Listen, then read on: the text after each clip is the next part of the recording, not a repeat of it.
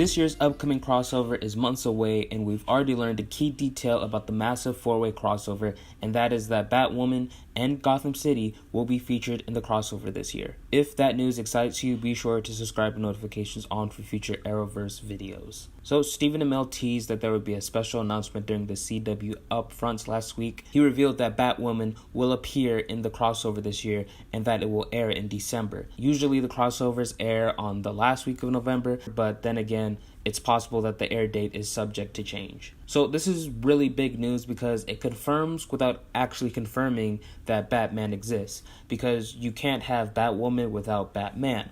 Batman debuted in 1939, and Batwoman debuted almost 20 years later in 1956. She was inspired by Batman to become a costume vigilante and fight crime. And of course, we already knew that Bruce Wayne existed, keyword Bruce Wayne, thanks to that name drop all the way back to the second episode of this season.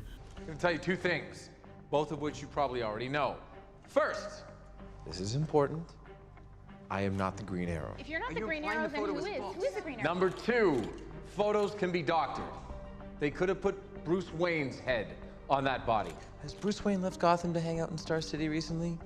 No. So that scene confirms that Bruce Wayne exists and Gotham City too, but not exactly Batman. He could have been mentioning a Bruce Wayne who hadn't become Batman yet. But now that we're getting Batwoman, that means that there is a Batman in Gotham City. Arrow and all the other CW shows have made Batman references before, along with featuring Batman villains. The very first one was when Oliver was on house arrest and he mentioned how billionaire vigilantes love their toys. Look, for now, I would just like you to shadow Mueller. I would like you to track his movements. I want to know where the buy is happening. Okay. And how am I supposed to track him? Well, you know us billionaire vigilantes. We do love our toys. Supergirl has actually been a lot more explicit with their Batman references. Okay, so if this guy actually had a number two, I think they would actually be more equals. My cousin worked with a vigilante once. Tons of gadgets, lots of demons. I mean, vigilantes are nuts. So people see this big guy in his scary mask and they freak out. They run away. Just like Clark's friend. Oh, you mean... I feel like they're more frenemies. Then you have all the Batman villains, Deathstroke, Firefly, Ra's al Ghul even. So obviously these TV shows haven't shied away from using Batman characters. Personally, I'd say this is the biggest Batman character they've done because it's a direct link to Batman. Even though Deathstroke and Ra's al Ghul are much bigger characters than Batwoman, they had no ties to the Bruce Wayne of this universe. They were tied to Oliver, but now we're getting someone who actually is tied to Batman. She straight up calls herself Batwoman. But get ready for them to make all the Batman references they can possibly make within all four shows. Since Batwoman will be featured in the crossover, it's possible that she'll be very important to the plot of the crossover, and that the plot of the crossover will take from a Batman comic book storyline. I haven't seen season 4 of Gotham, but I know they are adapting No Man's Land. That would have been my number one pick for the crossover this year if it wasn't already being done by a different show.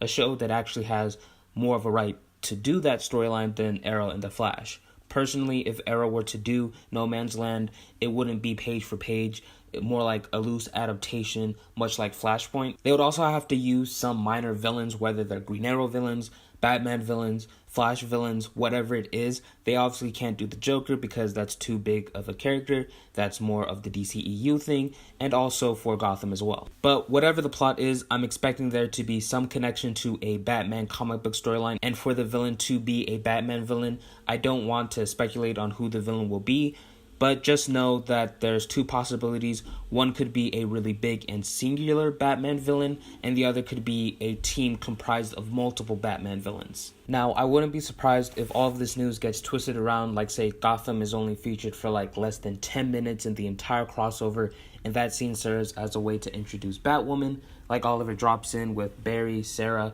and some other superheroes, and he personally knows Batwoman in the same fashion of how Oliver knows Mari McCabe and Constantine. Those scenes were fine because they were people from his past. But now with Batwoman, since Arrow isn't doing flashbacks anymore, Oliver's 5-year journey is complete. For them to say that he somehow knows Batwoman like she's a person from his past would be, as Deadpool puts it, That's just lazy writing. There's also the possibility that we don't get clear references to Batman or the Bat family, whether it's verbal or visual. I think the most visual way you can confirm that Batman exists without having him on screen is with the Bat signal. But if they don't do anything like that where they confirm Batman's existence, no matter how big or small, that would be a total bust. And again, we know that Bruce Wayne exists, but not Batman as of right now. But I think the worst thing they could do is say that there is no Batman. Batman doesn't exist in this universe. Bruce Wayne isn't Batman, and Batwoman is Gotham's first vigilante ever. Then that would mean that Batwoman is effectively the Arrowverse's Batman. It would also be a discredit to the Batman character because he's the patriarch for the entire Bat family. The funny thing is that I can actually see the CW planning to do something like this. Batwoman's the closest Bat family member they've got, so let's just make her our Batman since we're never going to get Batman on the show. Initially, I will be totally pissed, as would any other hardcore fan, but if they pull it off really well, and I mean really well in December, then I won't be as pissed. I'll still be pissed, but just not as pissed as I was initially. So I'm officially on summer vacation, which means more videos for the next 2.5 months. So my next video may be a Deadpool 2 review with no spoilers, or a video on the Flash Season 4 finale. It won't be a review of the finale, just a video explaining some of the cliffhangers and stuff that happened in the finale. But what do you guys think? Are you excited about Batwoman? And what are some of your theories to how she'll be incorporated into the Arrowverse? Leave your thoughts down in the comments below, and be sure to subscribe for future Arrowverse videos. Give this video a thumbs up if you liked it, and other than that, my name is Jobi-Wan Kenobi. May the Force be with you, and have a marvelous day from the LA to the DC.